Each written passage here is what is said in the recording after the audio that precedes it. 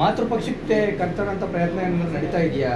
ನಾವೇನು ಅದೇನು ಕೇಳಿಲ್ಲ, ನಾವು ಹೊಸ ವಿಚಾರ ನಮ್ದು. ಯಾಕೆಂದ್ರೆ ಈಗ ಸ್ವಪಕ್ಷ ಕಾಂಗ್ರೆಸ್ ಪಕ್ಷದಲ್ಲಿದ್ದು ಕೂಡ ತಮ್ಮ ಪಕ್ಷದ ಮಿನಿಸ್ಟರ್ಗಳ ವಿರುದ್ಧವೇ ಅವರು ವಾಗ್ದಾಳಿ ನಡೆಸ್ತಾ ಇದ್ದಾರೆ.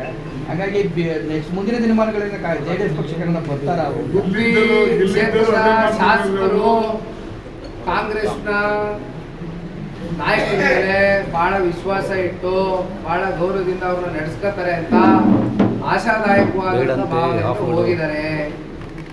ಬಹುಶಃ ಮೊನ್ನೆ ದಿನ ನೀವೇ